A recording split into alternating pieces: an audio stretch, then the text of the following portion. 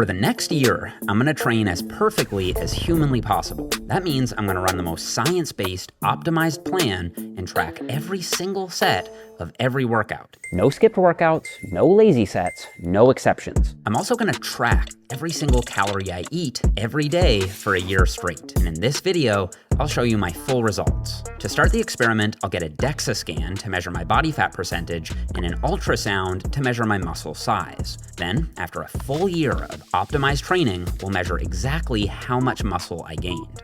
But here's the best part. For any of you that are new to the gym, I'm gonna also do the exact same experiment on my biological brother, who's a similar height as me, with the similar genetics, but here's the catch. He does not lift at all. He's a completely untrained beginner. This way, we'll get to see the difference between someone who's been training for over 15 years versus someone totally new to lifting. You see, you build most of your muscle in your first few years of lifting, then it slows down. And there's a theory out there that once you've been training for 5 or maybe 10 years, you've built all the muscle you can build. People call this your natural ceiling for muscle growth. And for the last few years, I've been thinking that I've reached it. Despite training as hard as usual, I just haven't really seen any noticeable gains in the last few years. And once you hit your natural ceiling, you have a decision to make. You can either maintain what you've built, saying goodbye to any new gains, or you can take anabolic steroids. I've definitely thought about using steroids, but I don't want to, because the side effects scare me. I also don't want to just maintain if I can still make gains. As a bodybuilder, making gains is kind of the point, right? And besides, there's really no science on this so-called natural ceiling anyway. It might not even be a real thing. So for me, this experiment will answer the question of whether or not I've reached my natural ceiling, or if I simply haven't been training as hard and smart as I could be.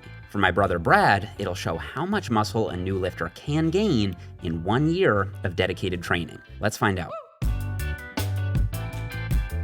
Okay guys, it's day 1 of the experiment. We're here at McMaster University, and we're gonna get a whole bunch of tests done. Then we're gonna come back exactly 1 year from today and see how much muscle we built. Let's get started. To start, every good experiment needs a good hypothesis. And upon deeper reflection, I think I have not reached my natural ceiling for muscle growth. I think that if I really give it my all for a full year, I'll see some new growth. And to set the standard high, I'm gonna take an ambitious guess at how much muscle I'll gain this year. I'm gonna guess that I will gain 4 pounds of muscle. I think Brad will gain double that, 8 or 9 pounds of muscle. I'm gonna say 9 pounds of musle. What do you guys think? Is that ambitious? Post-cut? Or... Is that too much? I think 4 pounds of muscle is quite a bit. Okay. I mean... Do you know who I am? No. For him, yeah. It might be undershooting a bit. For you, man, you know natural bodybuilding. Like, yeah. It's hard, man. Challenge accepted. So, with my own research team as my biggest haters, we got our starting measurements done. 5'4", 0.7? 0.7, so if you look at Take that, internet. It says 5'2". Yeah. First up, we use this DEXA machine to measure our starting body fat percentage and lean mass. So what did you predict you were at? I think I said 14.6. It said that I was 15.8% body fat. That was a bit higher than I expected. I thought I'd be closer to 13 or 14%. But hey, maybe I'll get that down by the end. It also said I had 132.7 pounds of lean mass. Lean mass includes your muscle mass, but it also includes your organs and body water. After that, we got our muscle thickness measured using ultrasound. This device sends sound waves through your body that reflect back, creating echoes that can generate an image of how thick the muscle is. We did thickness measurements for our biceps and quads. Brad's starting body fat was 36.2%, also higher than both of us thought. Most people probably do think they're leaner than they actually are. We're also doing regular posing updates to assess our visual progress. So Brad and I made our own posing room to make sure we'll have the exact same lighting and angle for the before and the after. For our first workout of the experiment, we're doing an upper body session, and this is the split we'll be running all year.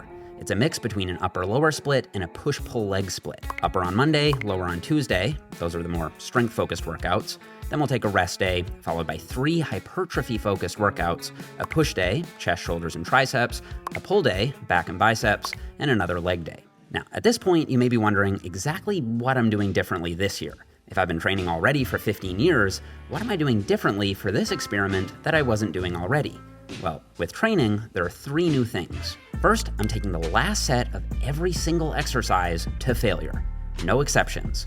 Even on heavy compound lifts like presses and squats, I'm pushing that last set until I physically cannot get the weight up and literally drop it, obviously using safety bars. I don't know if failure makes a big difference for hypertrophy, but the latest science definitely shows a trend. The harder you push, the more growth you tend to see. Before, I'd always leave 1 or 2 reps in the tank on compound exercises, even on the last set, and I still think that's a good idea for most people. But I want to go ham this year, leaving no uncertainty of whether I could have done more. Second, I'm only doing optimal exercises. If it doesn't build maximum muscle, I'm not doing it. Third, I'm meticulously tracking all my weights for progressive overload, and my goal is to add a little weight or a rep each week. Now, since Brad's a beginner, I have to ease him into the workouts. So we're starting with 1 set per exercise in week 1, 2 sets in week 2, and then 3 sets from week 3 on. And yes, he has to run the exact same program as me for scientific control. It's definitely a bit too advanced for him, but I think he can do it for science. You see that shakiness? That's how we know you're a new lifter. That is your body saying, what are you doing right now? I have not done this. For that first week of training, my main priority is just getting Brad familiar with the technique on the different exercises in our program. All you're gonna do is just stick your butt back as you lower the bar straight down with straight legs. Good, and then up. Oh, that's it? That's it, that's the whole movement. Oh, okay. Don't bring the bar out in front, lower it straight down. It's not gonna hit your knees because you're moving your butt back. There you go, that's it. That's your RDL. And you can stop about just below knee height. So we'll stop about there. Okay. We're not doing any failure training in week 1 or 2 just to get adjusted. The real failure work is gonna start in week 3. All right, man, that's 1 week of training down. I enjoyed it more than maybe I even thought I would, to be honest. Yeah. Nice, man. Yeah, good job. Thanks. We did it, because now it's just repeating that 52 times. All right, nice. Well, 51. Oh, 51 times. Now. That's right, that's right. By week 3, we were cruising. The initial soreness from starting a new program had settled down, and before we knew it, it was time for our first check-in. Moment of truth. I'm a little nervous. Are you? No. What am I nervous about? So this was shocking. After just 1 month of training, Brad is already up 12.7 pounds of lean mass. His body fat percentage dropped from 36.2% down to 33.4%. And the ultrasound showed he gained 14 millimeters on his quads and 1 millimeter on his biceps. That's in 1 month. Bruh. Nicely done, dude. Holy crap, I gotta tell mom that. But my 1 month results were even more surprising. So wait, how much lean did I gain? 1,400 grams of lean mass, fat-free Okay, mass. so 1.4 kilos. Of lean mass. Believe it or not, I'm also up just over 3 pounds of lean mass. Unlike Brad, I did gain a little fat. My body fat went from 15.8% up to 16.7%. So with that check-in as a massive motivator, Brad and I got back to work. And in 5 months, we'll finish our bulking phase and do another check-in. People say that bulking is pointless because you just get fat. So how fat will we get? That's what we'll see in 5 months. At the 9-month mark, we'll do a third check-in. This will be the end of our recomp phase, where we'll try to build muscle and lose fat at the same time. Most people say that's impossible for advanced lifters, but I want to see for myself. Then after 12 months, we'll do our final update. This will be the end of our cut phase. I want to get back down to my starting body weight to see if I'll actually keep the muscle that I gained during my bulk, or if I just lose it all again and look exactly the same as before. You may also be wondering what we're doing for our diet. Obviously, we're both eating the exact same calories and macros. 3,000 calories, 150 grams of protein, 410 grams of carbs, and 85 grams of fat per day. And this is what a typical day of bulking meals looks like for me, if you want to pause and screenshot. All this means that I'm eating about 15% above my maintenance calories, and I'm aiming to gain around 2 pounds per month. Now, obviously, Brad shouldn't be bulking at 33% body fat. To get his best possible transformation, I should absolutely put him in a 5 to 20% caloric deficit and have him lose fat while building muscle. But I can't do that. If Brad's in a deficit while I'm in a surplus, that's an uncontrolled variable. And we need every variable to be the same except our training experience. So unfortunately for Brad, he has to eat the same calories as me for science. And I didn't realize I ate so much fat. Every night it's like, I've run out of fat, but I got like 30 carbs left, so I just gotta drink a glass of orange juice. I've just been staring at this orange juice now for like 10 minutes. I really just don't want to drink it. I kind of just hate orange juice now. So every single day, we're tracking every calorie we eat. Weirdest thing has happened. I was having this dream about like work. I went out to lunch. I realized that I didn't track the calories or anything for the lunch that I just had, and it was like fast food too. There was like a bag of like Skittles or something that I was eating, and I was trying to like scan it with my phone while my coworker was like talking to me and stuff and getting angry. And then I dropped some, and like it literally just like landed in like a pile of dirt. And I was like, oh, I don't have a scale, so like how am I gonna know how many grams of candy I just lost and all this stuff? So I guess I've started dreaming about counting calories now. It sounds like a lot of work, especially for someone new to tracking macros, but because we've been using my nutrition app Macro Factor, it's super easy. The app has a fast barcode scanner that quickly pulls up the macros, and it has multi-food plate logging to capture many foods at once. It only takes me about 5 to 10 minutes a day to get everything tracked. It's the app we're both using every day for the whole year. And if you'd like to try it out for yourself, I'll put a free 2-week trial in the description box below. Just use code Jeff when you download the app, and you'll get 2 weeks for free. Whether your goal is to build muscle, lose fat, or do both at the same time, the app will use advanced algorithms to scientifically guarantee that you reach your goal as long as you follow the plan. All you have to do is track what you eat and log your weight. That's it. Sleep is another big part of this experiment. Brad and I both wear an Oura ring every night, aiming for 8 to 9 hours of sleep, and we're trying to go to sleep and wake up around the same time as well to set our circadian rhythm. New research shows that it's not just about the total sleep you get, your sleep-wake schedule also matters. Supplements are a small part of this, but here's the list of supplements that we're both taking if you want to pause and read. No steroids, obviously. Yet. Just kidding, I think. Okay, so this is our full plan, and for the next 5 months, we're just going to follow it. Drive it, drive it. Go again. Get a big breath. Come on, push it, push it, push it, push it, push it, push it, push it. You're so close. Oh no. I'm 2 months into the experiment, and I'm doing a 3-week writing retreat in Mexico with Steph. Wow. This is where I'm going to finish writing my first hard copy book. Travel always throws me off a bit for the first couple days, but once I found a really cool gym and a grocery store, I was able to lock in. And while there are more temptations and very delicious tacos and tequila down here, with a 3,000 calorie per day bulking budget, I was able to fit in a little Mexican delicacy without any issues. One of the beauties of bulking. After Mexico, one of the hardest things for me was balancing the training I needed to shoot for videos and balancing my own actual off-camera training. A few of the tier list videos took me 7 or 8 hours to film with all those exercises, and then I'd still have to actually train after. But for this year, regardless of what I'm filming, I'm still getting all my workouts in. Yesterday I did a collab with Jesse James West. We filmed a few workouts for his channel. Normally I would count that as my workout, whereas yesterday, after we filmed for a couple hours, got a bite to eat, and then did my workout even though like I really didn't want to. It's those little things, like those workouts that you want to skip but don't skip. It's the sets where you don't want to push yourself but you do it anyway. I think that those things can really add up and make a big difference, and that's something that I've definitely learned on this experiment so far.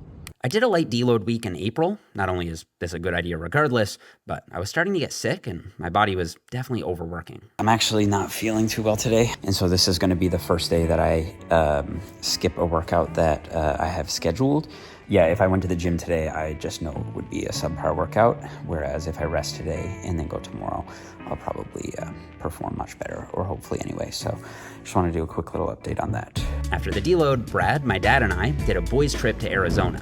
I hadn't seen Brad for a while, so it was great to link up and get in some good workouts together. Drive, drive, drive, drive. Come on, Brad, come on. Come on, you can do it.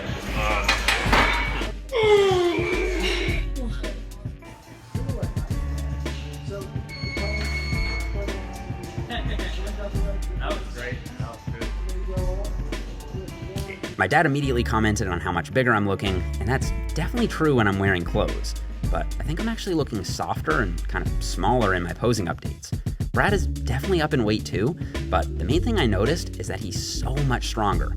It's kind of insane. He's actually getting close to using some of the weights that I'm using on back exercises. That's definitely his strong point. Today we went for a hike in Sedona, and I was starting to worry that maybe we were both gaining a bit too much weight. I decided to have a heart-to-heart check-in with Brad. Cardio is not quite there yet. What would you say is something that you're most surprised by so far? I'm noticing that my social anxiety is almost gone completely. And that was debilitating at times. Like you would go to a store and you just turn around in the parking lot and be like, yeah, not today. But now I don't even find myself like thinking about anything as I'm like going up to a counter, or if I'm approaching like customer services, I'll just go ask for something now. Before I was like, I'm figuring this out myself because I'm not getting any help. Right? This was a light bulb moment for me. This entire time, I've been so focused on the visual gains, I almost forgot about all the other life-changing benefits of lifting weights. Boy, let's go. Nice shot. Back from Arizona, and it's time to buckle down before our 6-month check-in. I've only got 2 months left before the end of my bulk, and at this point, I'm feeling more motivated than ever. I definitely have some size on. Brad's feeling motivated too. He's much more of a night owl than me, so he'll often train later at night, but he still hasn't skipped a single workout, even if it means going to the gym at 3 a.m. Going so late, the lights are off. Oh, there we go. Walking in and all the lights turning on. And just like that, the end of the bulk, and it's time to see how much muscle we put on, and how much fat we put on. All right, dude. Ready for the 6-month physique check-in? Yeah. Let's do it. Give me a flex. Give me a shoulder flex. Like just kind of. What do you want? So we both put on 15 pounds. Yeah. How many of those pounds for you are lean out of the 15? Right. Say 3. 3 pounds were lean. It's definitely more than that. Yeah. At the end of the 6-month bulk, Brad is up 13 pounds of lean mass, and his body fat percentage is down 1.2%. He went from 36.2% at the beginning to 35.0% now, and that's while eating 3,000 calories per day. It really goes to show the power of building muscle. I was a little confused at first though, because when you look at his 1-month data, it looks like he gained 12.7 pounds of lean mass in that first month, which means he only gained another 0.3 pounds of lean mass in the next 5 months? Probably not. Remember that lean mass includes muscle and water.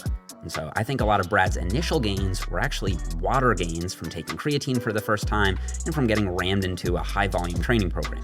Regardless, his 6-month trend shows impressive body recomposition, being up 13 pounds of lean mass while being down 1.2% body fat. Okay, my turn. You get the results? Are they in? They're in. After 6 months of fully optimized training, and with more than 15 years of training already under my belt, I added 4.5 pounds of lean mass. The thing was, I also gained, ready for this? 11 pounds of fat. That's a bit much. It means my body fat went from 15% at the beginning to just over 20% now. I'm kind of excited to cut down and see how much muscle I retain. But let's put this in context. If we pretend this chicken breast is my lean mass and this pile of lard is my fat mass, this is what I put on my body during the bulk. Again, not all my lean mass is pure muscle tissue, some of it is water. But yes, I did put on 4.5 pounds of lean mass. But I also put on this big pile of fat. So now, the real question is, what will happen if I lose all this extra fat? Will I keep this new muscle that I added, or will I lose that too? All right, 6 months of that. So, for the recomp phase, we're dropping our calories down to 2,800 calories per day, which MacroFactor says is our new maintenance intake. And these will be our new macros to follow for the next 3 months. And again, our goal for this phase is to gain muscle and lose fat at the same time while maintaining our weight. A few weeks into the recomp phase, the first thing I notice is that my strength is basically hitting a plateau. It's not a big deal, I'm still pushing just as hard, I'm just not seeing my numbers go up every week like I was during the bulk. But I do feel like my physique is tightening up a bit. Definitely think when I cut down, I'm gonna be a lot fuller, rounder, have better shape, because I can notice the increase in muscularity now, even at a higher body fat. Once I trim the body fat off, I think it's actually gonna be a pretty big visual difference, honestly. I feel better about it than I expected to. 1 month into the recomp phase, Brad and I went to Japan for 3 weeks. So for this trip, also I got a haircut. For this trip, we're gonna do as much walking as possible because we're in recomp mode. Right. So we're not gonna take the escalator. We're gonna actually walk.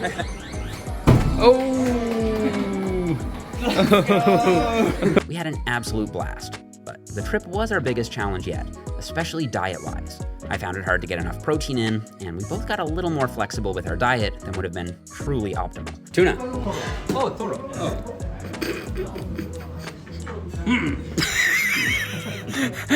Can I try it? Yeah. Oh, that was so good. Right? That was good. So good. We still got everything tracked, and I don't think we got too far off, but we were a bit more lenient than usual. And sushi was definitely the highlight. I've never had such delicious fish in my life. All right, it's our first workout in Japan.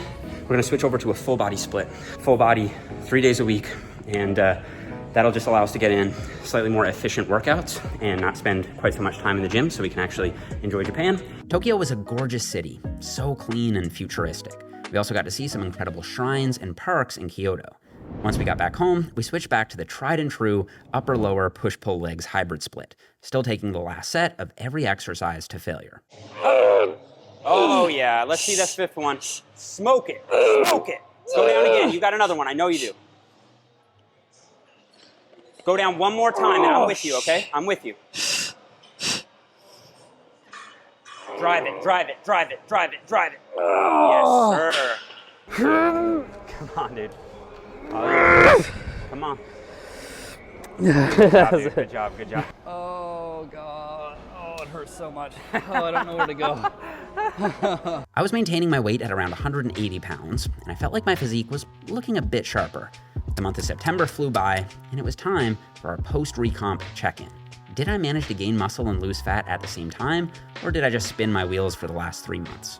Let's find out. Moment of truth. Turns out, I actually lost 0.8 pounds of lean mass since our last check-in. That's within the DEXA's margin of error, but it's still a bit disappointing. It's also kind of what I expected. At my level of advancement, I think you really need at least a slight caloric surplus to keep muscle growth moving. Maintenance calories probably just won't cut it. I guess it's also possible that switching to the full body split and our time in Japan threw me off a bit, but I was still training super hard and I was still eating a high protein diet. So I really just think that maintenance calories wasn't enough to drive new growth for me, at least not within 3 months. On the upside, I did lose half a pound of fat, so my body fat percentage dropped ever so slightly. Brad's results were a bit better. He lost 3.5 pounds of fat, and this got his body fat percentage down to 33.8%. And that's despite not actually doing a fat loss phase yet. He did lose 0.7 pounds of lean mass since the last check-in, but that's also within the margin of error, and I suspect that if there was any loss, it's probably not actual muscle tissue, especially since he didn't lose any strength. You see, at every check-in, we've also been testing our muscle strength using this Biodex isokinetic dynamometer. Basically, you just press against this foot pad as hard as you can, and the computer measures how hard you pushed. Since the beginning of the experiment, Brad's strength has trended up. My strength also trended up, but not by as much as Brad's. And at my last check-in, it was down a bit. So this time, I was determined to have my best strength test yet. I buckled myself into the machine, and on command, I pressed as hard as I possibly could.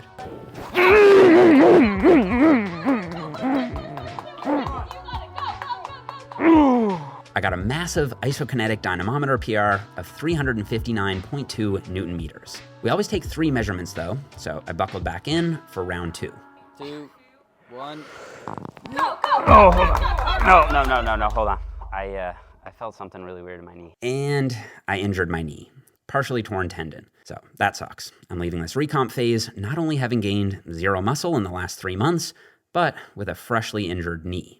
So I just finished up the first workout, basically the first rehab workout after I injured my knee. I'm basically using lighter weights with a really slow tempo for now. So I've been using a 3-second negative, pause in the stretch, 3-second positive. That will keep some tension on the quads, but it just pales in comparison to the intensity and the load that I'd normally use. Not an ideal way to kick off the cut, but this is just a normal part of training. I think you could make the case that the more you try to optimize, the higher your risk of having a setback is as well. Even though in this case, I don't think it had anything to do with my training. I think it was just being fasted, not having anything to eat, and then having to go and do an all-out isometric strength test is probably not like the safest thing in the world.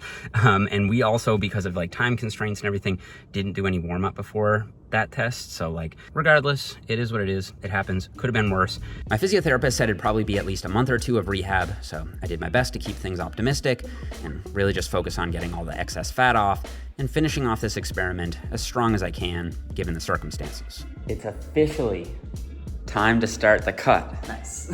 I am tired of having extra weight on, and I'm excited to get into some like cleaner eating and just like not having to gorge myself every day. Yeah. For a cut, we're dropping down to 2,200 calories per day and bumping our protein up to 190 grams. It's actually really exciting to have a new goal, and I'm pumped to see Brad finally start his weight loss journey. About a month into the cut, my motivation really started to ramp up. I had to train my quads with really light weights for a while, but my strength was starting to come back.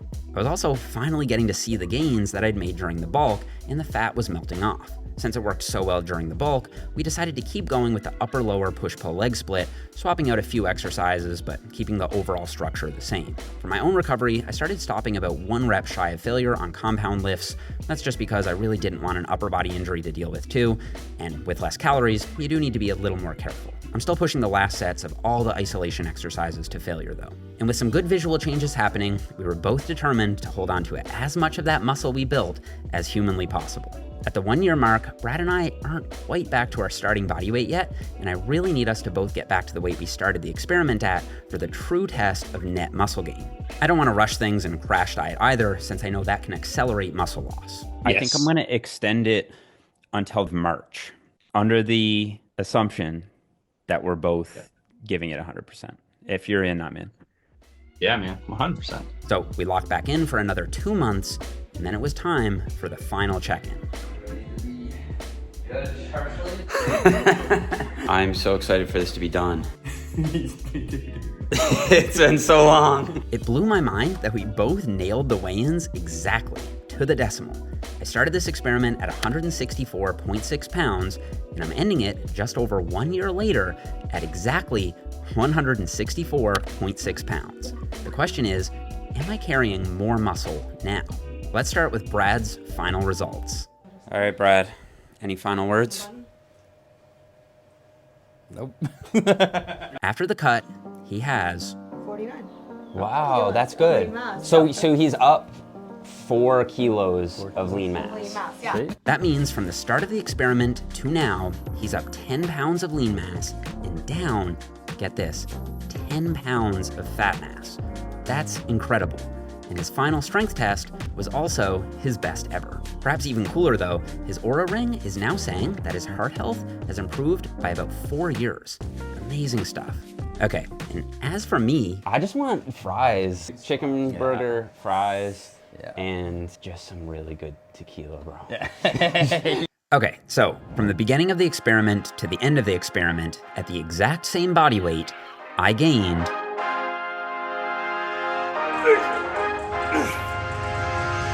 2.7 pounds of lean mass. That may not sound like much to some of you, but think about it. This is what the lean mass I added would look like if it were ribeye steaks.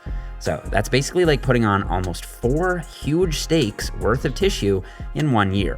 And at just under 5'5", adding that much tissue across my body is gonna make a visual difference. I definitely see the biggest difference in my chest and my back, but I see some gains in my shoulders and hamstrings too. Now, if you remember, the reason I cut down is because I really wanted to see how much muscle I'd retain from my bulk. So at the end of my bulk, I was up 4.5 pounds of lean mass, and now I'm still up 2.7 pounds of lean mass. So yes, I did retain most of those gains while cutting down. I kept more than half the lean mass that I put on, which I think is pretty solid. I'm also leaner now. I started the experiment at 15.8% body fat, and now I'm down to 14.5% body fat. So not only did I shred all the 11 pounds of fat that I put on during the bulk, I also lost another 2 pounds of fat beyond that. The ultrasound results also showed that I gained net muscle in my biceps even after the cut. My quads also grew significantly during the bulk, but basically came back down to baseline after the cut. I'm gonna blame that on my knee injury, especially my left quad, which did lose more muscle, and that's the knee that I injured. I did hold on to some net muscle gain on my right quad though, even after the cut. Also, for the sake of scientific transparency, we also took BIA, or bioelectrical impedance measurements, throughout the study. This is the type of device you'll often see in commercial gyms.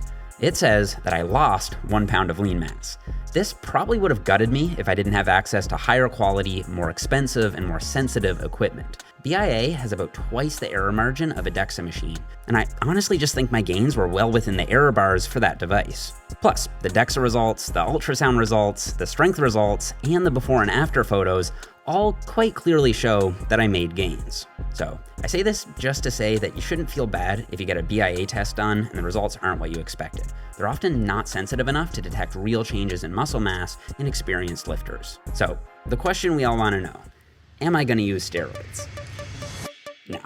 I think I proved to myself that I can still make gains, even 15 years deep, if I really commit. I don't have any regrets about the training program, but if I had my time back, I think I would have bulked a little less aggressively. I think that if I had gained, say, half the weight during my bulk, I may have gained a similar amount of lean mass, but with less fat. As for the so-called natural ceiling, I still do think it theoretically exists, at least on paper. If you could just keep building muscle indefinitely, anyone still lifting in their 70s or 80s would be the biggest bodybuilders alive. But I think I did show that you can kind of push your natural ceiling up with optimized training and diet. At the very least, I think I showed that's possible. So my next goal now is to get shredded, properly shredded, under 8% body fat. And Brad said he's gonna keep going with the cut too. Actually, while I was editing this video, he lost another 5 or 6 pounds, and this was his latest physique update that he just sent me. I want to get in my best shape ever this year. If you're looking to do the same, I'd recommend running my new upper-lower push-pull legs program for yourself. It's the same program we ran for this experiment, except it's written to be more individualized to you. So there's a beginner version and an intermediate to advanced version, and I give you 2 substitution options for every exercise and full instructions on how to swap exercises in and out. I'm calling it the Bodybuilding Transformation System because it really is more than just a program. There's video demos for every exercise, volume analytics, technique cues, and a full handbook explaining all the science behind the program. If you run this for the next 6 months, I guarantee you'll build muscle. If you don't, I'll give you a full refund, no questions asked. I truly believe this is the most effective program I've ever written, and I had a blast running it. You can pick up either the beginner version or the intermediate to advanced version on jeffnippard.com, and it's 25% off for launch week. If you're watching this video after launch week, I'll still go ahead and leave a discount code in the description box below so you can still save some money. Now, obviously, it's not enough to just dial your training in. Your diet is also super important. So you can download my nutrition app Macro Factor for 2 weeks for free, which is like having me as your own personal nutrition coach, but for a tiny fraction of the cost. Oh, and when it was all said and done, I did end up getting what I really wanted. I'll do six McNuggets with large fries, and then I'll also add a McCrispy. Bro. Very good. This is exactly what I wanted. Nice.